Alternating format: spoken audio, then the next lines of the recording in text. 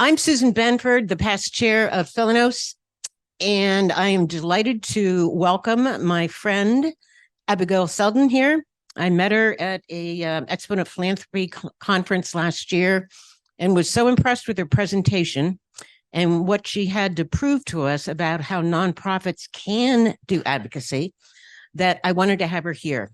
So she's got a lot to tell us. If you want to read more about her background, which is fascinating, all that is in the bio. In her bio on the conference app. But let's giddy up and go and have Abigail start. Thank you. Thanks, Susan. All right. Good morning. I will say that I was so impressed to see the turnout in the other room for the keynote first thing this morning. I came in with my coffee and everybody was up and going. So really excited to be here with all of you. Giving circles, I think, are such a fantastic way to be engaged. And so I was actually very excited when Susan and I met and then played footsie at the conference. And then she invited me on this great date that we're getting to have today. Because a big part of how I think about policy, I think, is also part of the construction of giving circles, which is this is about teamwork and about amplifying impact together to make a positive impact. And fundamentally, policy can seem both obscure and scary and compliance challenging, but I actually think it functions pretty similarly to how we think about giving circles and other kinds of collective giving, because fundamentally it's coalition work. And so really excited to talk to you today about that, and also to have us talk together and do a little bit of activities. That we will have some up and down. If you can't get up, that's okay. We will circle around to you with the mic, but let's have at it, shall we? Okay, so this is the slide that they gave me, which replaced the meaner slide I had, where the title was "Why You Should Stay Here and Not Go Email in the Hallway." We are going to talk about policy, but behind that is we're really going to talk about how research and media, which are traditional activities in which philanthropy is active and welcome, actually can be leveraged to create policy outcomes for the communities we work with and the communities we care about. We'll also talk about how grantee selection figures into that, and we'll do a little bit of workshopping throughout. I think the most popular activity is the mean tweet activity, and so that is a preview of coming attractions. Okay, so we're going to do our first out of our seats activity, which is looking at how far did you travel to get to Philanos here in Baltimore. So I'd like everyone to line up against this wall, and you must talk with your colleagues to determine who came closest to furthest. So people who live in Baltimore should be over here in this corner, and then we'll work out from there. Let's try to take just 2 minutes to do it. People in the messy middle, let's make some tough decisions. All right, just 60 seconds more, and then we'll have our pop quiz. Okay, are we ready? Are we set? Okay, we're gonna go. Are we ready for the pop quiz? Hands up if you can hear me. Right, so now we're gonna do quick pop quiz to see how we did. This is the practice quiz for the real quiz. That's coming next. Tell us, where do you live? Edgewood, Maryland. What's your name? April Cheatham. And what's your policy question? A policy question? What brought you to the session? Oh, I want to learn how to advocate for the moms in my community. I love it. You can sit by me. Okay. All right. Over here into the middle. Stephanie. Yes. Hi. Can you tell us your name, where you live, and what brought you to the session? Stephanie Nealer. I live in Bethesda, Maryland. I'm part of the Many Hands DC group, and I would like to see our group think more about doing some advocacy or supporting advocacy. Cool. How do we do on organizing? Folks this way? Do we feel like yeah, all right. Okay, so we're going to move on to the middle down here. All right, Ellen, can you tell us where you're from and what brought you to the session? Sure. I'm Ellen Bernstein. I'm from Impact 100 Philadelphia. I'm on the Philanos board. And I also would like to, for our collective giving group to do advocacy, and I'm going to do a plug. I am doing the last session in this room, and I wanted to come and see how it was set up. And and how the slides got moved forward. Well, I will tell you, me and my buddy Matt, the IT guy, spent some good time together here this morning. So you will be in good shape. Okay. Yeah, I was going to say, you look like you're running away, which makes me want to call on you. Good morning. I'm Kashana Marrow. I came from York, Pennsylvania, although I'm a part of the Howard County Women's Giving Circle. And I just want to just hear and absorb about advocacy. And I think it's defined in many different ways. And I want to be open to hearing how people are defining it so that I could be more intentional about my execution. I love it. Okay. Now, you guys are protected by this table that I couldn't move by myself. So I'm going to scooch in here. Who looks least terrified of me coming? I'm Karen, and I'm from Impact 100 Greater Indianapolis. And this is what I do for a living. And so I'm interested in how I can do it in the nonprofit sector also. I love it. And we got a big Indiana group here, right? Who's from Indiana? No, just also Mary. All right. So it's deceptive. Indianapolis, Indiana, Mary Jovanovich, Schwab Charitable, and I'm just here to listen. Cool. And so, all right. I think we did okay. This is good. This is promising. All right, let's go to the very end. Yeah. Okay. So let's get one person from the Southern contingent because that's some creative geography. Sue. Hi, I'm Sue Priester from Greenville, South Carolina, and I'm here because I always come to these conferences to learn. And I am especially interested in advocacy because there is nothing that we as philanthropists can do that public governmental entities cannot make more difficult or undo. She's not a plant. All right. Let's grab one from the end and then I'll settle everybody back down. Maria. Maria, I'm from Seattle. So I think we are at the tail end. I'm here because we actually dipped our toe into advocacy for the last 2 years, and it hasn't quite gone the way we anticipated. So I'm here to learn more about how we might do it differently. So we're about to start a task force on advocacy to figure out how we can do it a little better. So I am so not awake. This is completely a facade. Well, even your facade is great. So we'll take it. All right, let's all settle back down and we're going to move ahead to one more question. So the next question, which we're going to do while we're sitting down, which we're going to move so fast to sit down, even though this is such a great group and you guys are definitely more interesting than I am. So quick show of hands. How often does your organization engage on policy change? Now that's a loopy question because what does it mean to engage on policy change? But let's talk about it. How often is this explicitly in the conversation in your organizations or in your giving circles? So raise your hands if it's never. Okay. Raise your hands if you guys talked about it maybe once or twice. Okay. Raise your hand if it's an active part of the conversation, like at least once a month. Okay, cool. I'm glad I didn't have everybody line up for this one. That histogram would be a really awkward one. All right. So of course, now what do we mean by policy change anyway? Right? This could be a big, scary term. It can also mean nothing. But I think it means something and I think it's worth doing. So when we think about policy change for the purposes of this discussion, I want to talk about levels and levers.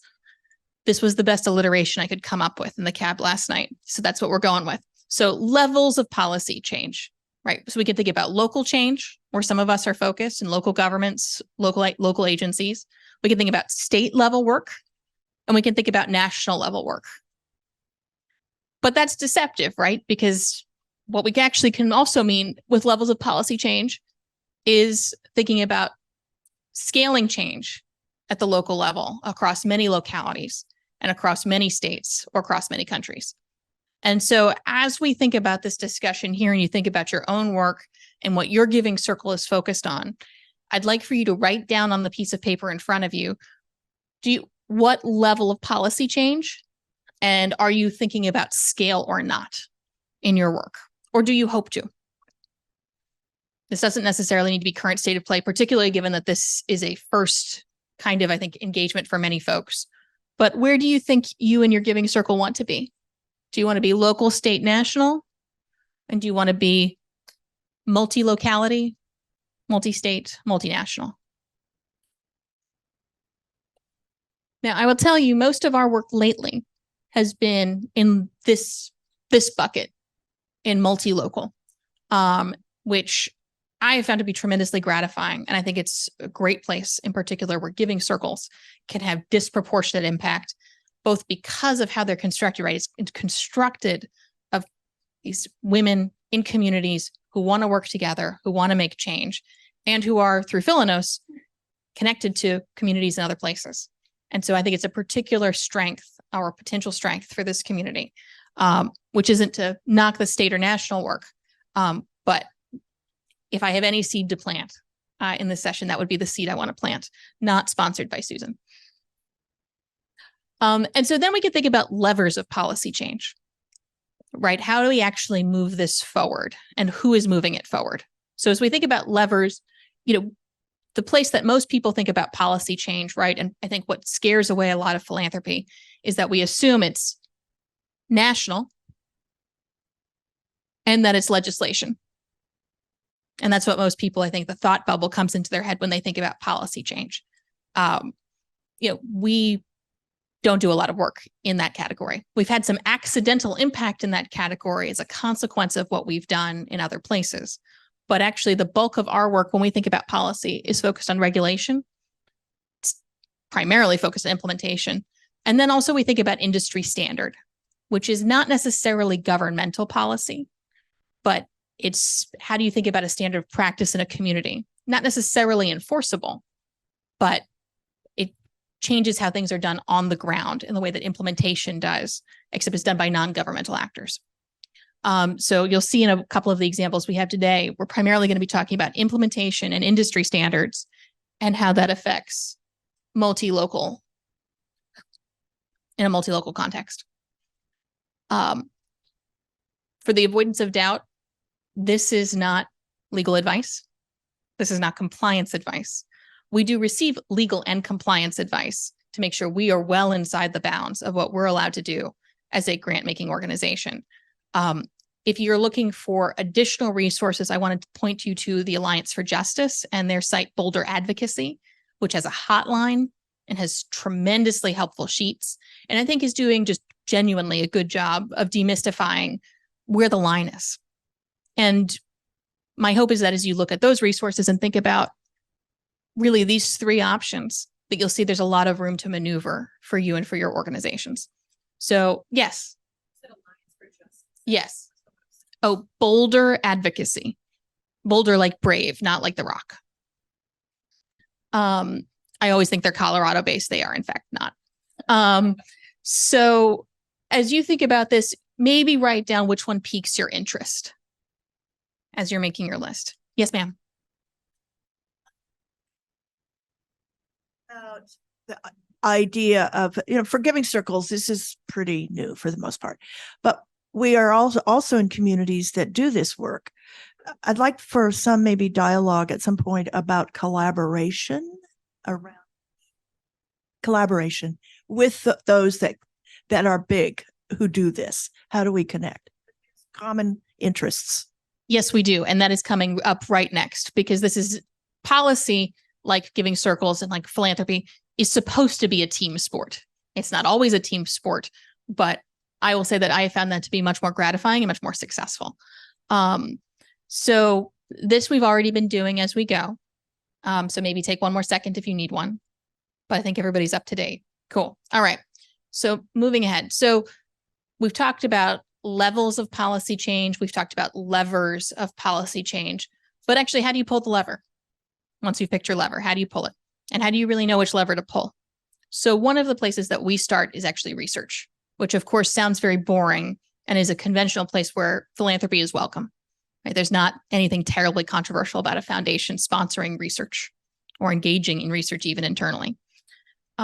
Similarly with media, which is a tool that we often use to help move this process along. Again, not terribly controversial. Foundations are in the news, usually for good or boring reasons, day to day. So as we think about how we move this forward, this is not a bad, simplistic example of what we do. We think about what research is needed. We ensure that that research gets validated and shared through a legitimate organization that provides a part of third-party validation. And then that helps motor the policy change that we are hoping to see. So here's an example of something we did with one of our grantees. So, many of you are probably familiar with this data, with this understanding that community college students especially, but college students overall, are struggling with basic needs and security: food, housing, childcare, medical care. I'm seeing a lot of nods around the room. And so that problem's been, I would say, brought into the public focus much more in the last 10 years, but solutions are still not necessarily systemic. They're based at individual institutions. One of the opportunities we saw was for greater coordination, right? The federal government administers a lot of benefits programs, not necessarily well, but they do a lot of them. Why should they not be knit together more effectively to serve our college students who we know are in need, and in fact, whose financial information we even have for the most part at the Department of Education? And so we worked with a grantee, Student Defense, to have them write a plan for how the Department of Education could engage with these other agencies, how they could engage on student basic needs and security within the federal government. Now, that wasn't a legislative plan. That wasn't even really a regulatory plan. That was an operational plan. How can this federal agency that has some flexibility day to day about how they do their responsibilities, how should they interact with other agencies to try to ensure benefit uptake and benefit awareness among a population that is eligible? And so after they completed their research, we helped them place it in an industry publication, Hechinger Report, which if you're in higher ed, you probably have engaged with. And if you're not, you've never heard of before, which is not a knock on them. That is their audience. And so we helped them place an op-ed. And I co-wrote it with them to help make it a little bit more publicly digestible. And then we shared it. It got shared, through Twitter, God help us, but also a variety of other venues, including us, including our foundation and the grantee organization, sending it to people whom they knew, who we were in coalition with, and folks who were actually then going into the Biden administration saying, hey, here's an idea, maybe you should think about it. And lo and behold, 6 months after they entered, they appointed a basic needs coordinator at the Department of Education. And then they had a whole series of joint activities with the Department of Agriculture, particularly focused on SNAP. Can you give us an idea of how much funding you gave to the Student Defense Network to do this research? $7,500. It's not that expensive, fundamentally, with this work. The deliverable we had for them was, we want you to write a plan, and we'd like for you to draft an op-ed and make a good faith effort to place it. That last part is a standard part of our grantee expectations. I do not like written reports from our grantees. I do not want to read them. They do not want to write them, and no one else will see them anyway. So what we require is that they make a good faith effort to place an op-ed and that they write one about the work that they did. Sometimes the grants fail, and the op-ed is actually a memo that I see basically about their failure. I'm not going to make them publicize that, but we try to make this publicly accessible. Yep. I love this group. Can you talk a little bit about 501c3s versus 501c4s? Yes. Okay. So I was just checking to see if it's more. I'm pulling the mic away from people too quickly, so I want to be cautious now. I'm learning as we go. So we only give money from our foundation to 501c3s. It's the only thing we really can do. And but as we think about this work, it's squarely in the zone. This was one where we didn't even need to seek, a lot of external guidance. What we're talking about is something that's happening really from civil servants at a federal agency. Doesn't require appropriations, doesn't require Congress. Ultimately, actually kind of boring when you think about it. We're talking about one sort of mid-level political appointee being appointed to have a focus area on interagency coordination. I'm sure I could make that sound more boring if I tried, but no, not much, but it made a real difference. Oh, the other examples are better, I promise. A lot of groups aren't going to have any clue where they should put an op-ed that's going to have the most reach. So your research is helping them figure it out, because in St. Louis, is it the newspaper? Is it, shouldn't it be a city or statewide publication? Because how many local politicians or resources are going to actually look at a national publication relating to our community? That is a great question. And actually selecting the media is essential. And we have a whole slide about how to think about which to select and how to think about it. But this also goes to grantee selection and working in coalition, which is that typically as we have done our work, we have optimized for folks who have relationships already and where this will not be their first rodeo, either with media or with other kinds of public engagement. So we have, and so this is also iterative, right? Sometimes we have research that yields policy change, which then produces media, which then produces more policy change and its scale. So that goes to that multi-locality slide. I am going to skip ahead past the other examples unless Susan gives me a mean look about it. Oh, she's giving me a mean look. Okay, fine. All right, we're going to go back. It's instant feedback. I love it. Okay, we're going to go back to a couple more examples, and then I promise we will circle to this question about how do we work in coalition, how do we pick grantees, and how do we think about which media outlet? Because you're right. This is not something that intuitively you should know, and it's not something that your grantee should necessarily know. Which outlet you're looking for is intimately engaged with, or needs to be intimately related if it's going to be successful, to who you are trying to reach. And so it's important to work backward from there. So a couple of examples that we have done recently that fit into this view is we've been focused on childcare access for community college students and for college students overall. 1 in 5 community college students have a child. 1 in 10 are women living in poverty with children under 6. So that population is essentially the same as women who are eligible for Head Start for their children. And at the same time, we have an abundance of data that I'm sure is also wildly intuitive to everybody here, that an absence of safe childcare impedes women's ability to complete college. You'll be shocked to know that we had to spend a tremendous amount of money as an industry in higher ed to get comfortable with that idea.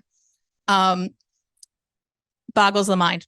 So that's not the kind of research we're necessarily talking about. But the research that we did here internally was to identify what the benefits were, what was the business case for Head Starts to co-locate with community college campuses. As it turns out, it actually is mutually beneficial beyond providing better services to people for whom these services are intended. So broadly, community colleges are in a record enrollment dip, down 10% in the last 8 years. Head Starts struggle to make their 80-20 philanthropic match work and generally to make their budgets work. They're supposed to have a 20% philanthropic match for their federal dollars. That is so challenging that US HHS often has to provide waivers for centers that can't raise enough money, and that many centers are writing tax receipts for parents who come in to move boxes for a little bit. So really trying to fix this problem.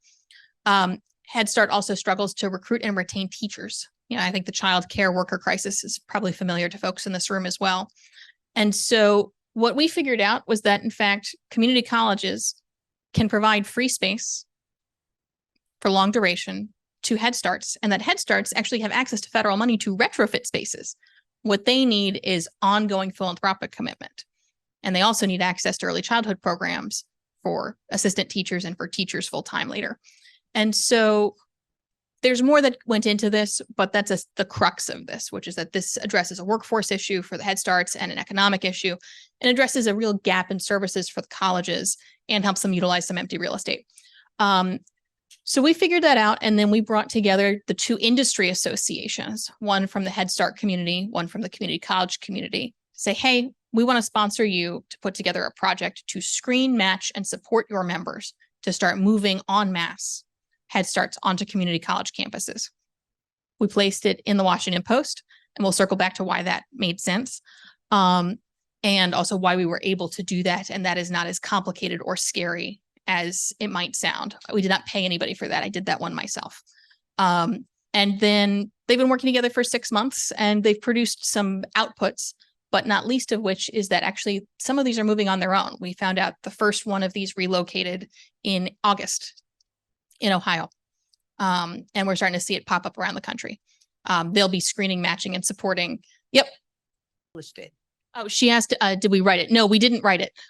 We pitched them on the idea and said, we're about to announce that we're doing this. And they wrote an op-ed actually endorsing the project, which is extremely rare. This is the far end of the spectrum. More likely, you will engage at this level. And I would say 99% of our work engages at this level, which is a more obscure publication in a more basic way. This is the most exciting one that I've had in 10 years doing this work. Yep. Ooh. So when, excuse me, when you did the research, you researched just the parents who were being affected of no childcare through the college, or were you researching the community input as far as like census or any type of organizations that would affect that as well? So that's a great question. So actually, I was familiar with the community college work. I've been in higher ed for more than a decade. The insight that actually produced this project was that I was talking with the National Head Start Association about something else. And I raised this with them that this is an itch I've had about why don't we have more of these? And they said, we don't know either, because it turns out it's beneficial in a couple of different ways. There's 15 years of research on this in higher ed, and nobody has found these other 2 ways that this is beneficial. And the Head Start folks, conversely, didn't know that there were benefits on the community college side. And so the core insight here was actually just bringing together folks who didn't talk regularly, which I think is something that is in particular an opportunity for giving circles, because that didn't require any expertise. That just required me to be nosy and willing to make some phone calls. Okay, I got to move along. We did another project recently, which I am going to blitz through so we can actually get to the operations of this, but I promise this example is going to be helpful, where we did some research looking at bus stops and transit access for Head Start preschools. Obviously, Head Start is a tremendous program. It's actually our most effective anti-poverty program in the United States. Conservative estimates of return on investment are $7 to $9 for every dollar that goes in. Plus, it's tremendous impact in basically everything that anyone cares about. But one of the primary access issues is transportation, right? We know this, I would say, uncontroversially, folks who are struggling, low income, who have children, may or may not have access to a reliable vehicle, and transit is essential. Turns out that though at a community level, Head Starts report that transit is a big barrier. So we ran an analysis that to look at, okay, well, what percentage of Head Starts even have a bus stop within walking distance of their center? Now, this is something that if we didn't have an internal research operation, we would have had to sponsor out, but we did it internally because I had a person who could do it. And what we found was that there's only 42% of Head Starts across the country that have a bus stop within walking distance of a small child, which we put at about 1,000 feet. Everybody, I think, can understand why 1,000 feet felt like an outer barrier of what access is. But the exciting part of this project was that there were 3,000 locations where there was a bus stop within a mile of the center. Within a mile. It's just too far for a small child to walk to. But when you think about what we're asking then as a consequence, we're asking a transit agency to move a bus stop, to move a bus pole 1,000 feet. Super basic, not that expensive, and ultimately achievable. This is a project actually where we didn't spend any money. We just worked the phones. And 2 weeks ago, we opened 3 new bus stops in Memphis, Tennessee, in front of Head Start centers.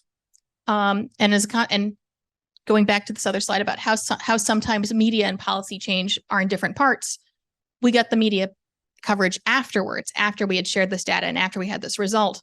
But now as a consequence, this is a national project where folks in other areas, other advocates understand that, in fact, if they called their transit agency and expressed to them, we think it would be really great if you would provide better service to Head Start, and here are the locations, because you may not have them, that they can see these kinds of results too. And so this can be iterative, where you can do research and then policy and then media, and then hopefully you see more policy change and you pick up a flywheel approach. But again, when you think about policy change, when we started this conversation, you think about policy change. My guess is that most folks in here were thinking about legislation. I'm seeing a lot of nods, and thinking about national. More nods. Just validating it for the Zoom people so they don't think I'm talking to myself. But this is hyper local, right? And this isn't even at a mayoral level. This is us talking to some transit planners who are about my age and asking them, hey, would you guys think about moving this? And we have 2 more actually that open, I think next week in Alexandria, Virginia. Same story. So this is not necessarily a question that you need to answer, because I know that research is not necessarily a focus, but as you think about your spending, and as you think about what you're doing with your giving circle, think about how research can figure into this, because all 3 of these projects started with filling a gap of research. And this is not a big clinical trial, right? We're talking about small bits of research that are not necessarily difficult or expensive to produce, but that fill a need to drive an outcome. And so, of course, then how do you select a research goal, right? How did we get here? And this gets to the meat of the discussion about, okay, we've talked about some examples. Yes.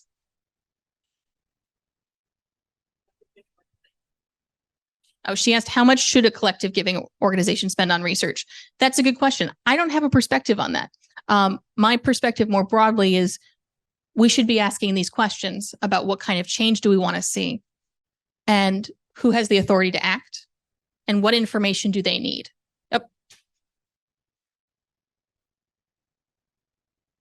How do you get around a potential fear of choosing something that is controversial or that maybe not all of your members would support? So I think that's a great question. I think that goes back to almost the root of this, which is it's not that different from how you would normally select the grantees or the focus areas. There's nothing really special about this. Is I guess the core message I want you guys to take home, is that this is just about scale. And so if your members are comfortable thinking about early childhood supports, then you should start there. Policy, there are a million policy decisions every day that are made by folks who are everywhere from super junior transit planners to city council people to the president. A million little decisions every day that impact how we live and what choices we have, as well as the choices that our members of our communities have. And so any area where you are working, there is, I promise you, a policy component of some kind. And that would be where I would start. I would not start with policy and then work to which topic area interests us. But that's a good question. I hadn't thought of how to frame that. So we're going to circle back to this later, but this is how we start, which is what is the problem we're trying to solve? Most of our projects start because I get irritated about something. Everybody has a muse of some kind. Some people it's inspiration, some people it's love. So for me, it's irritation. Something's not working quite right, which is why most of our work is operational. And so then we work to who has the authority to act. So for our bus stops, for example, okay, so what's our problem? Our problem is that Head Starts don't have bus stops. Head Starts struggle with transit access. Okay, so who makes the decision about where the bus stops are? Local transit agencies. We had a lot of federal interaction on this project because they were interested, but actually the decisions for this are being made at the local level, at the local transit agencies. Okay, so then what information do they need to act? So we actually called them and said, hey, we have this research and, would you find it helpful? And they said yes. But we had started earlier by asking a different set of questions, which is what information do they need, which we had done socially. Do they even know? I trial ballooned this project with a number of transit agencies before we started and said, is this something you guys are thinking about? Are you interested in this? I got a range of answers from, oh yeah, we already work on that, to the more dominant, I don't even know if we know where our Head Starts are located, to the far end of the spectrum. So they would have been all the way down there in our line, which is what's Head Start?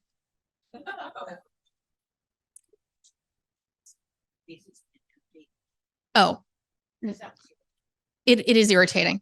Can I circle back to it? Okay. Trying to make it to my last slides. I'm definitely in danger. And I have a great timekeeper in the back. She is saving us. So again, this is super basic. But what information do they need? They need to know what Head Start was and why it was important.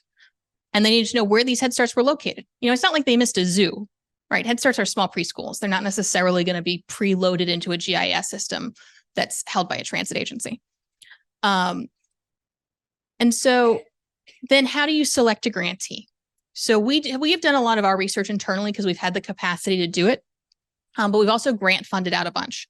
And some of those grants have not been successful where we have sought policy outcomes for a set of reasons that heavily shaped these three questions that now we ask.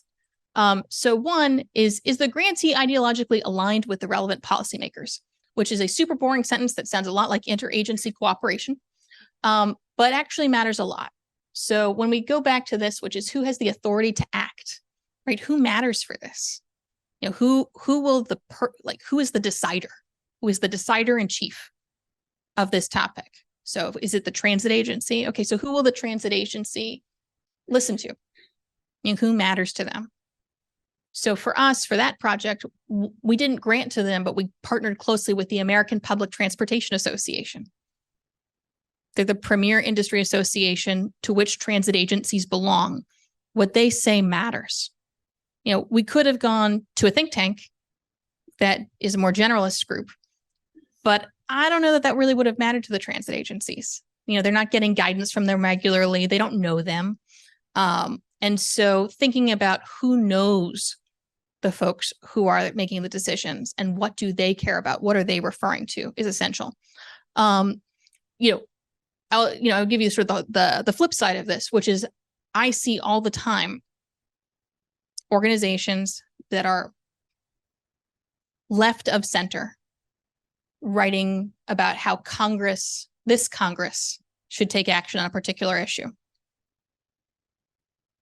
I think you guys know, because it's been in the news a lot, that this Congress is not controlled by people who are left of center. And so it really asks the question about the funder and about the grantee, which is what kind of outcome do they really think they're going to get from that project? Do they really think it's going to move something in this Congress? And so it's, again, thinking about the audience. And this then extends to media, which we'll get to. And so is the organization respected by its peers and the relevant coalitions? That is something we certainly think about. When we do policy work, we typically do not partner with small local grassroots organizations. We are looking for folks who are active already in these policy conversations, whether as a primary reason to exist, they are an advocacy organization, or for us more commonly, an industry association or a research organization. And then this last one turns out to be super important, which we found out, I would say, maybe not the hard way, but certainly it was a learning experience in a project in 2019, which is the organization actually ready, willing, and able to connect with policymakers and to connect with media? And ready, willing, and able, proactive, willing to be proactive might have been a more succinct way for me to say it. We funded a blue chip think tank in DC to write a paper, and they wrote it and they sent it to me. It's a post on their website. It was exactly what I asked for. It was even legible. You could read it. It was understandable to a more general audience. And I asked, okay, well, how are we doing on the media plan? How are we doing on the outreach? And this wasn't a priority for them. And it wasn't really something they knew how to do. They knew how to publish content, but their expectation was that people would come to them. And that was something that maybe we could have figured out if I had done more research about the grantee at the front end. Yep. Do we teach it is the question. Sometimes, but typically not. Typically, we make it clear that that's our expectation up front. And I actually would take issue with that, which is one of the ways that we have become more aggressive at screening is by saying the deliverable for our grant is that you are going to place an op-ed. And some organizations will say, and I think that we've had a lot of self-sorting saying, well, we'd have to get our comms office involved. Like, I don't really know. And then the comms person either shows up to an organizational call with us or they never come. And if they never come, we know it's never going to be a priority for them if this has to run through comms. Or the organization will say to us, we've never done that before. Is that something you could help us with? And we've done 2 cases where that has been true, and we have helped them place it. And that's absolutely been true. But more broadly, it has biased us toward established organizations that we see are engaged with media and with policy already. Yep. Okay. I was curious about. We've been really focusing on those smaller grassroots organizations. And that was exactly where we found difficulty with doing advocacy, is that they weren't able to do, that's not what they did. So you're finding that really it is more established organizations that can do this. It is, but, or maybe not but and, one of the things that we have looked at has been ensuring, if we have grantees who are grassroots organizations, that we bring them to the table. And so we've done that a couple of times as well, which is we've made bigger grant funds. We made a bigger grant to a more established organization and said to them, it's really important to us as your grant maker that you include these folks over here in these discussions, because we think they have something to add. And folks have been responsive to that. I think one of the greatest impacts collective giving organizations can make, particularly given the community focus, is as a convener. Yeah. And funding the convening and funding the time spent convening.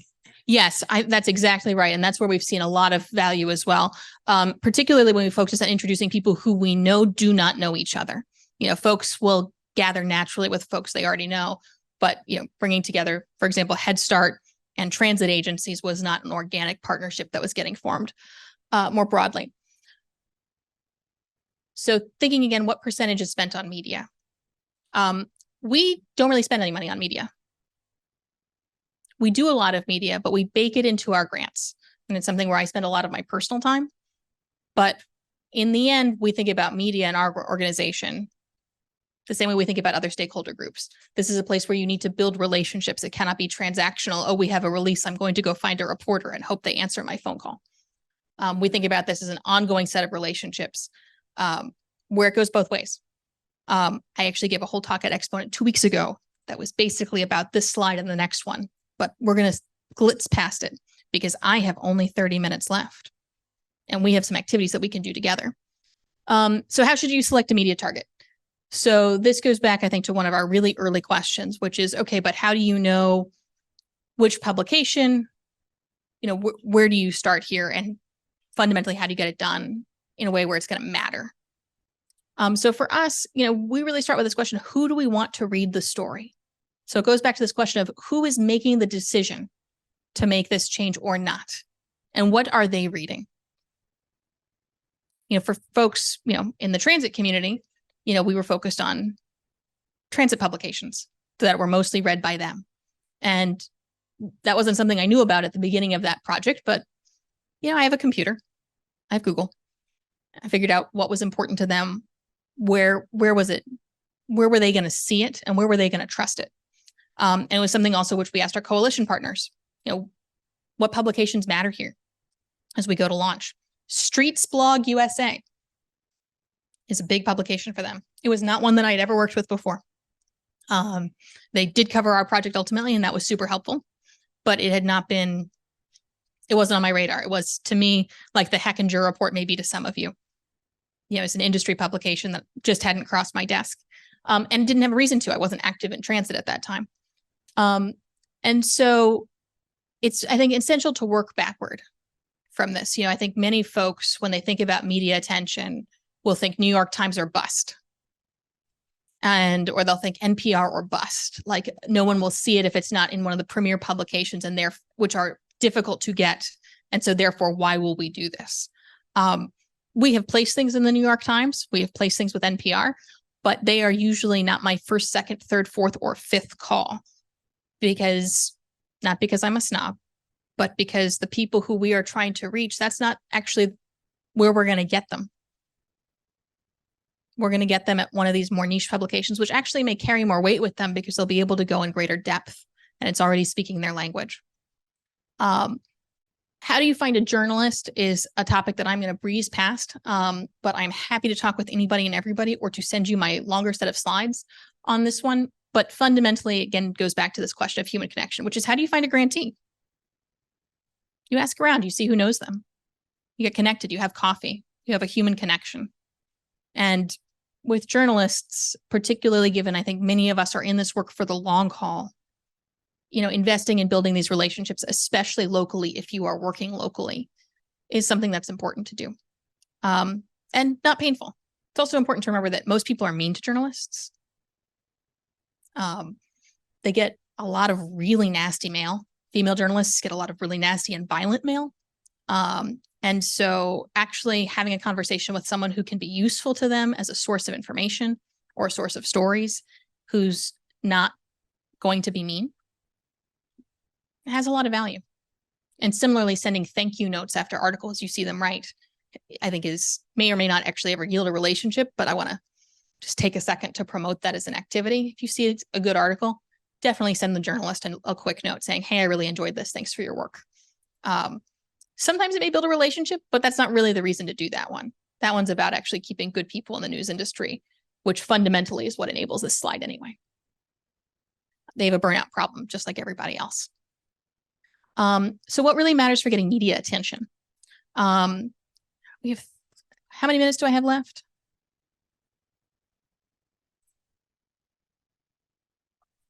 Okay, we've got time to do our two big activities. So this goes to how do you shape your message for a public audience? Right? This is about not saying to someone, I have this really great idea for changing the title of a political appointee in the Department of Education to have an explicit focus on interagency cooperation. Exactly. So what's the mean tweet version of that? So I want you to think about the topic that you're working on, where you think maybe there's a policy angle, and write the meanest tweet you can. We're going to take 2 minutes to do that right now.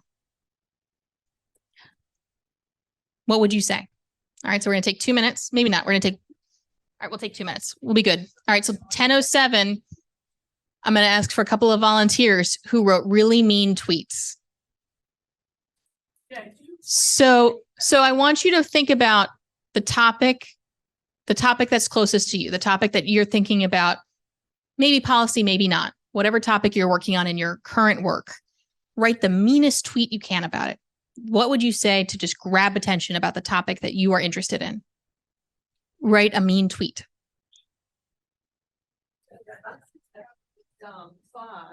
What if you don't tweet and you don't do all of that social media stuff? Is there a different alternative? I am hoping you will never tweet the things that you're about to write. The last session I did this in, the tweets were real mean. One of them started with Christmas sucks.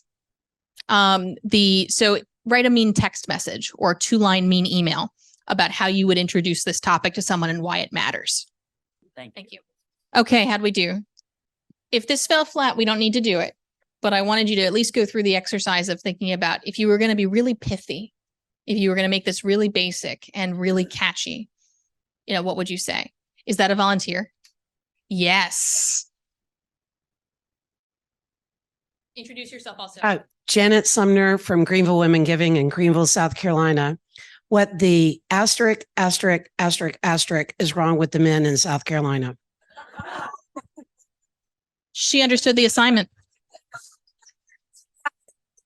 I'm same group. Okay. All right. I wrote, stop pretending that poverty doesn't exist. Exactly. See, now we understand. Everybody's with it. I'm from Many Hands, DC, Stephanie. DC schools are endangering lives. This is the rhythm of what we're talking about. And so this is a lot better than interagency communication is going to save students from missing out on public benefits, right?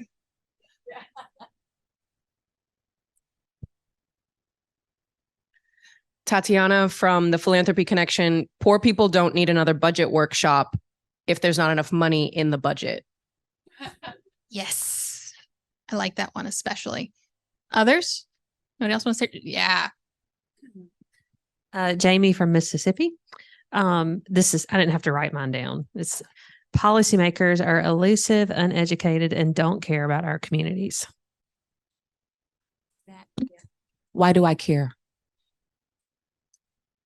I'm going to end on that because that's exactly the point. And that's the point of this exercise, which is why should anyone care about the work we're doing? Why should they care? We think it's important. We know it's going to impact people. I hope so. That's my expectation about why we're all in this work. And so thinking about how do we make this accessible to someone in media? How do we make this accessible to other people in our communities? The reason why I like the incendiary tweet activity is because the one about explain it to your kindergartner, I think is a little old and actually doesn't necessarily give the kind of results. I tried that one once, and I know if I'd given that to my 5-year-old, he would have said, okay, mom, but that's boring. And so something else to think about as you're doing this work that'll be important for engaging with policymakers more broadly, as well as with media, is how would you tell this with a photo? How would you tell the story with a photo about why this matters? Not just an interesting photo, but why does it matter? So for example, the photo that I had earlier of me at the bus stop that we just opened, that's a bad photo for that, right? That's that photo. I like that photo, but that photo is a bad photo for telling a story about why this matters, right? That doesn't tell you anything. What is a better photo for that? Children, a line of children maybe walking from their new bus stop into their building, or marching down the street from their old bus stop to where their new building is. And so we picked up those photos. And those are the photos that matter for telling this story about why this matters. You know, for us, it would be what good is Head Start? Actually, somebody did this as a headline, I think, for one of the NPR stories, but what good is Head Start if you can't get there?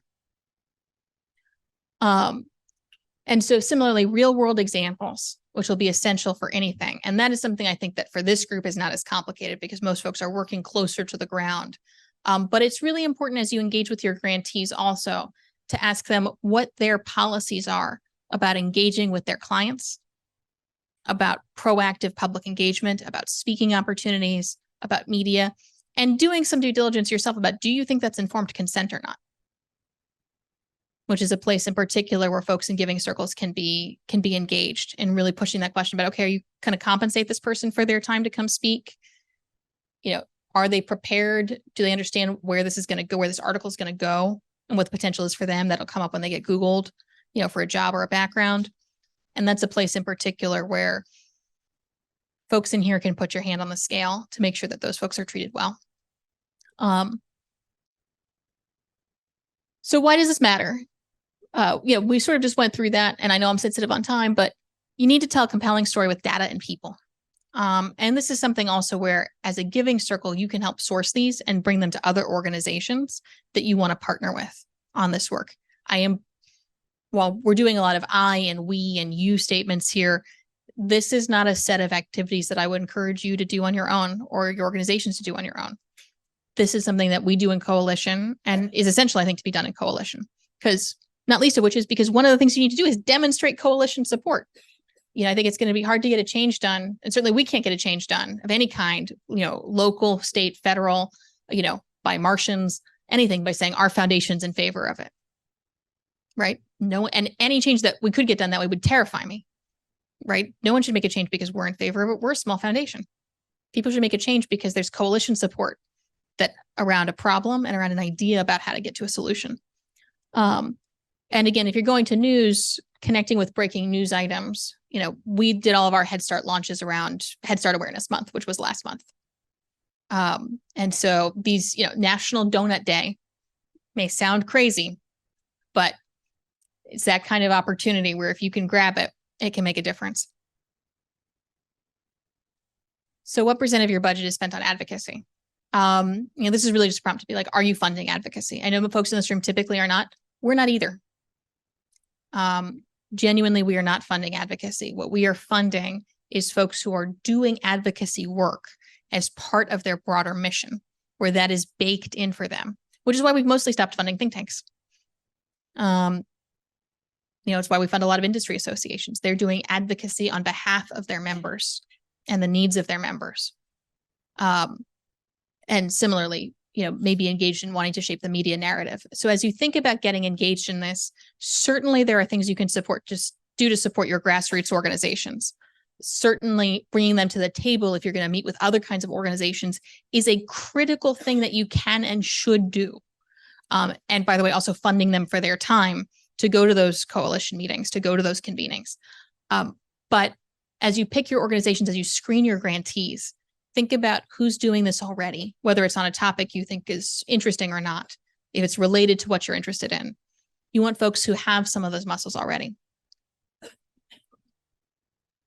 So, some questions that we have that we've touched on a little bit, what if we don't know anyone? That is definitely one that I get a lot. It is the one that is the easiest to solve, though, because as a member of a giving circle, people want to meet with you. Cold calls, friends of friends. But this is one where I would be surprised if it's actually very difficult for you to find people who you're interested in talking to who have impact on the issues that you care about. When do you tell government partners about your research and media release? A little bit more obscure, but there is some thought about going into that. As you build these coalitions and these partners, you don't want to get ahead of them. It's really important to still use all of the same coalition muscles that you're using already with your members to make sure you don't get ahead of your members. You also want to be doing that with your local partners of any and all kinds. If you're working with your fire department, you don't want them to find out from your local paper that you funded something that's related to their work. You want them to know first. How do you advocate and stay in compliance? Again, another plug for Boulder Advocacy and the Alliance, which will go in depth on a lot of these questions about what's in and out of bounds. It's also, don't be scared to find a lawyer if you have a question or if you're not sure. That's okay. We've done that. It's not been terribly expensive. A couple of questions that we've had, it's been comforting and comforting to our board. So the activity I want us to think about right now is what is going back to this very basic set of questions from the beginning, which is we've talked about levels and levers, right?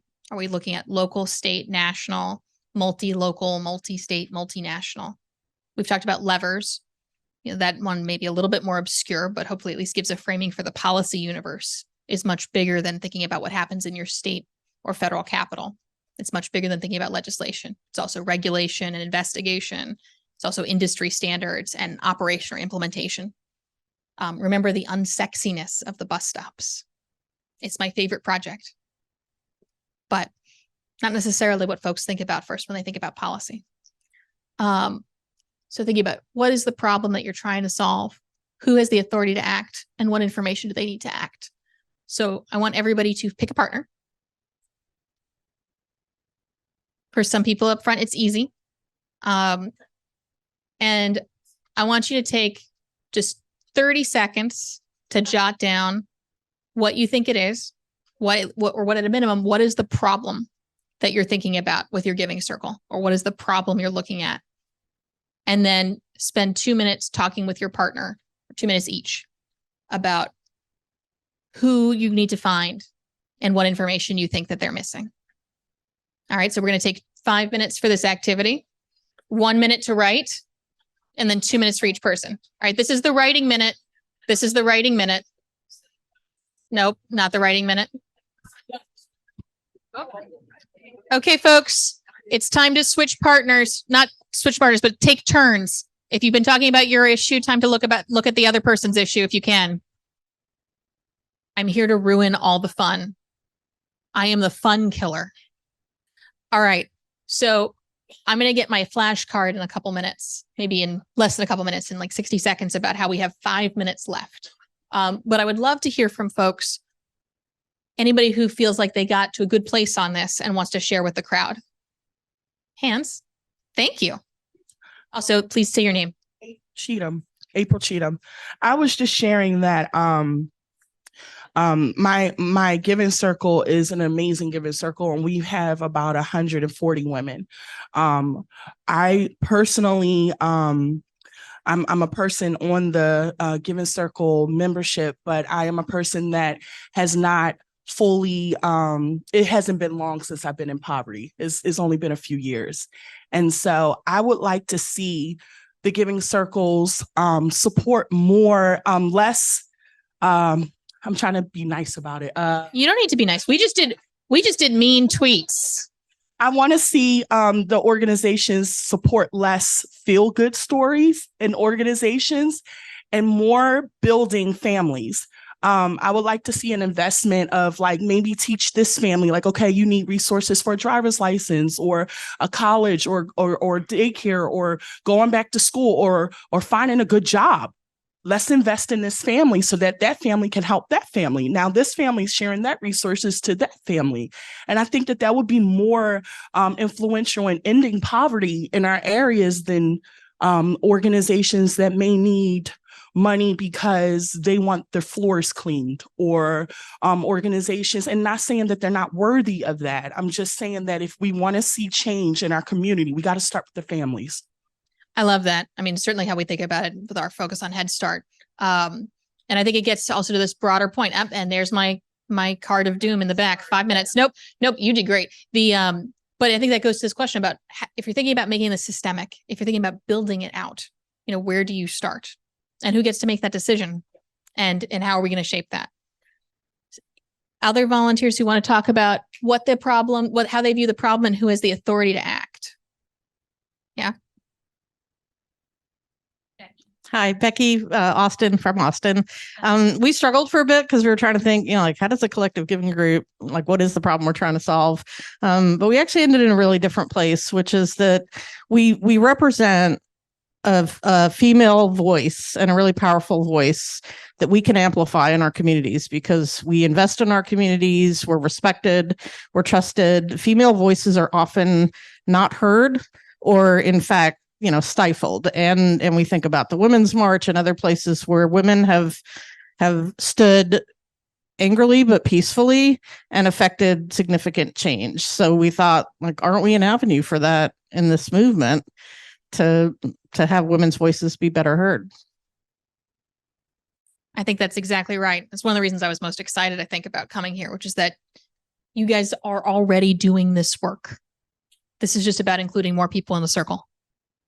I just wanted to put an underscore behind collaboration and collaborative thinking. Is 2 years ago we looked at mental health and housing, and that the confluence between homelessness and mental health with the gender equity lens, and we discovered that real conjunction of domestic violence and homelessness and mental health issues. Well, this year we're going back to this issue because our members are interested in, again, exploring that mental health and housing sort of conundrum. And I couldn't figure out who had the authority to act. And thank you so much, because now I have an idea, which was about another women's organization who was funding ride-alongs for domestic violence for police officers when they go to a domestic violence sign. And now I'm like, okay, now maybe there is an authority to act. There's a nugget there that we may be able to connect people. So thank you so much for the brilliant ideas.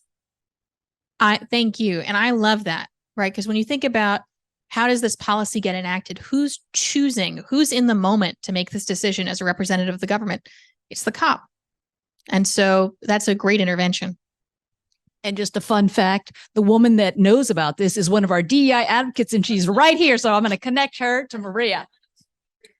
Victory. I love it.